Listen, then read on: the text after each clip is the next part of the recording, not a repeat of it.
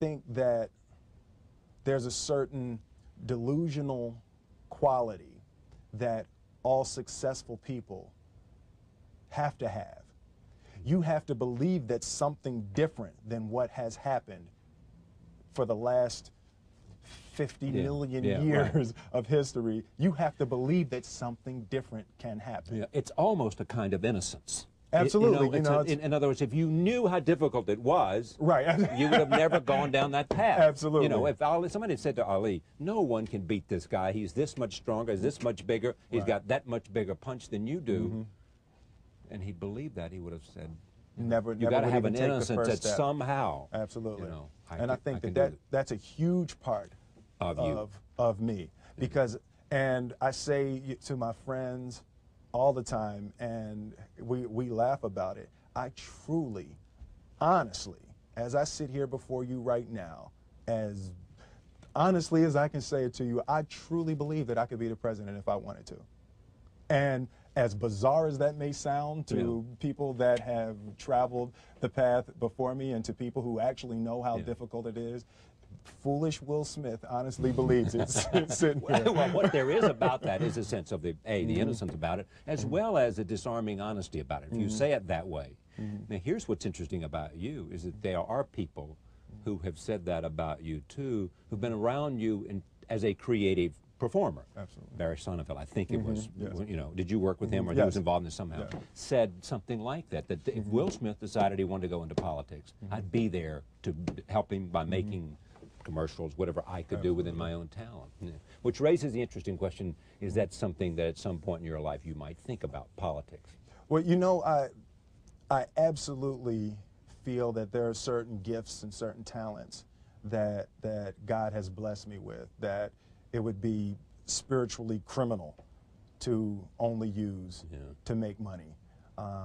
My travels in Africa and spending time with Muhammad Ali and spending time with Nelson Mandela, there are certainly issues that are important to me, and things that I've been blessed with the vehicle to be able to change, to be able to, as sappy as it may sound, make the world a better place, however minute the change. And that's something that is important to me, but I don't believe that politics is the best use of your energy and time right absolutely. now. Yeah. But the interesting thing, too, is that there is this concept, and you see it with lots of different people, you know, even with people who are evil. Some will say, he had so much talent. If that talent could have been redirected to something good. It is the idea, if you are given and you work hard, because there's nothing more apparent about Will Smith than how diligent and hard he works at being who you are. I mean,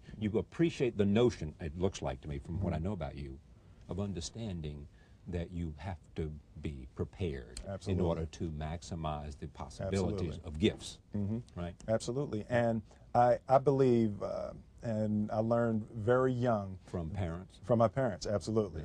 That you don't try to build a wall. You don't set out to build a wall. You don't say, I'm going to build the biggest, baddest, greatest wall that's ever been built. You don't start there. You say, I'm going to lay this brick as perfectly as a brick can be laid. There will not be one brick on the face of the earth that's going to be laid better than this brick that I'm going to lay in this next 10 minutes. And you do that every single day. And soon you have a wall. And soon you have a wall. And I think psychologically, the advantage that gives me over a lot of people that I have been in competition with in different situations is it's difficult to take the first step when you look how big the task is. The task is never huge to me. It's always one brick. Me too. I mean, it is amazing how people are paralyzed from doing anything because they can't take the first step. Whereas you just say, look, all I'm doing is laying this one brick. I am not building the Great Wall of China here. Absolutely. I'm putting a brick here, and I'm going to have the best brick I can. Your father, I think I read, had you and your brother work on a wall of some kind? Yeah. We're talking about our figurative wall. That comes from work on a literal wall. Yeah, right. My father owned. It actually was an old bakery when I was growing up. My father was an electrician and a refrigeration man. We would install supermarkets. You see the long freezer cases in supermarkets. We would install those long freezer cases and all the lights. That's what we would do every summer. Yeah. So this one year, my father had his shop, and he decided for whatever reason that he wanted a new wall on the front of his shop. So he tore down probably about 16 feet high and probably about 30 feet long. He just completely tore the wall down, and my brother and I had to dig a 6-foot hole. For the foundation. For the foundation, and we were mixing the concrete by hand. Yeah. A year and a half. We were building this wall for a year and a half. Every day after school, we were coming, mixing concrete, putting it in the hole, doing it, and it was just myself and my little brother. And I remember standing back, looking at that wall, saying, there's going to be a hole here forever. There will never be anything but a hole here. That's right. And a year and a half later, I don't have that many days. I know. A year and a half later, we laid the final brick. Yeah. And my father stood back with my brother and I know he planned this. He says he didn't, but I know he had been planning this and writing this for his for the past 2 years. But we stood back, we looked at the wall, and he looked at me and my brother and said, "Now don't y'all never tell me that you can't do something." And walked into the shop. That's great. I was like, now here's what's interesting. You said what? You said I said, that man's crazy. Something wrong with him, Harold. We need to get out of here. Exactly. What is he doing to my head? Man, did he start drinking? Is he drinking? But what's great about that story and what's great about your dad is that you seem to have come from a happy family. Absolutely. Yeah. Well, fairly. Reasonably. Reasonably. Yeah. He's a little crazy. This thing about walls. Yeah, he's a little. Yeah. No, it was, but generally, there was no great. Yeah. You didn't have the kind of conflict that Ali had. Oh, definitely not like Ali that kind of. And yet you have the amazing amount of drive. I mean, there's a sense of mission with you, sense of commitment, sense of prepared to do what it requires.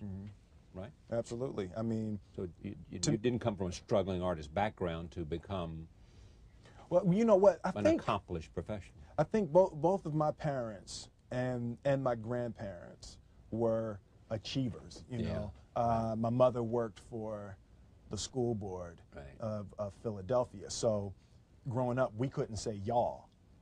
You know, it's like we run out. My kids do not say y'all. Yeah, right. You know, we would run out of the house and scream to our friends, "Yo, what y'all about to do?" My mother's up. That's it. Back in this house. Back in this house. And we'd be sitting upstairs crying, and my grandmother would come in and say, "Baby, you know a y'all is a boat." You know? Like, but there's you know, the difference. There's absolutely. So, you know, there were very specific rules, and there was a constant desire to be better. Yeah. You know, we didn't grow up with the sense that where we were was where we were going to be. You know, we grew up with the sense that where we were almost didn't matter because we were becoming something greater. Yeah. And I always remember that my mother or father or grandmother would say, "That's great, baby. You did a really good job with that. That's incredible. Congratulations. Try this next time." Yeah. You know, there was always a little bit stretching. More. Absolutely. Yeah. When you started out as a rapper, were you already thinking, if I get to do this really well, I'll have a television show. And if I have a television show, I can be in feature films. And if I'm in feature films, I can be. For me, it was always, my biggest dream coming up was I wanted to hear one of my records on the radio. That was it? That was it. That's what I wanted to do. I wanted to hear one of my records on the radio. And I wanted to see someone hear my record on the radio. And in June 1986, I saw a guy ride past my father's shop, you know, dropping his head, you know. So from that point, I've really been beyond my dreams. And even with the first Grammy nomination, we were we were beyond anything. We when we recorded, we didn't say, "Wow, it would be cool to be." We just want to hear it on the radio. We just want to hear it on the radio, you know. Yeah. And from that point, I've been